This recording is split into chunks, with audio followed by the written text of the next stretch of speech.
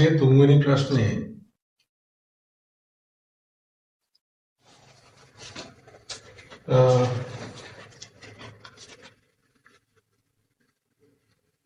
ඒකේ අර දුනු නියතය ගැන දැනගන්න ඕනේ. ඒක මෙන්න මෙහෙම දෙයක්. දුන්නක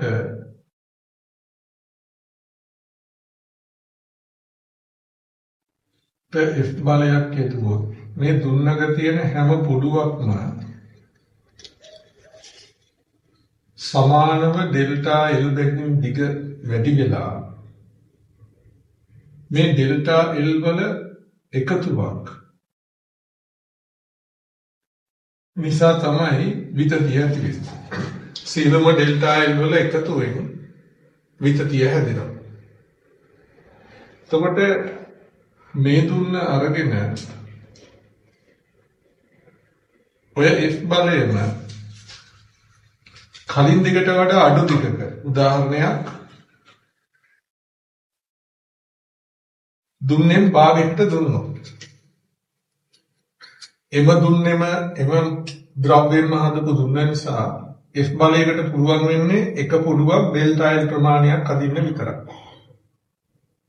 එහෙනම් දැන් කලින් දුන්නේ තිබුණු පුඩු ප්‍රමාණයෙන් භාගයක් පුඩු ප්‍රමාණයක් තියෙන නිසා දැන් ඩෙල්ටා L වල එකතුව x ගෙන් භාගයක් වෙනවා.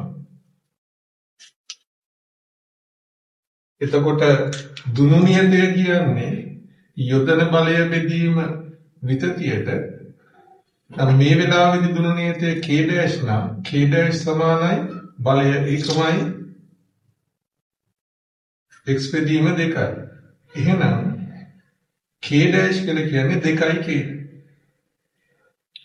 නම් තේරුම් ගන්න දුන්නක දිග භාගයක් කරාම දුනු නියතය දෙගුණයක් වෙනවා. දැන් ප්‍රශ්නෙට අදාළව මුලින්ම ආවර්ත කාලය දුන්නක් සම්බන්ධව 2.5 වාරයක් m බෙදීම k. ඊළඟට දෙවෙනි අවස්ථාවේ ආවර්ත කාලය t' නම් 2.5 නියතය. දැන් ස්කන්ධය අධ්‍යයක් කරනවා දුනු නියතය දෙගුණයක් වෙනවා. මේක මට ලියන්න පුළුවන් 2.5 වර්ගමූල m බෙදීම k වාරයක් 1ට මූල 4 විදිහට. 2.5 m බෙදීම k කියලා කියන්නේ t වාරයක් 1ට මූල 4 ඒ කියන්නේ t බෙදීම 2. එහෙනම් අලුත් ආවර්ත කාලය t බෙදීම 2යි. පළවෙනි උත්තරය.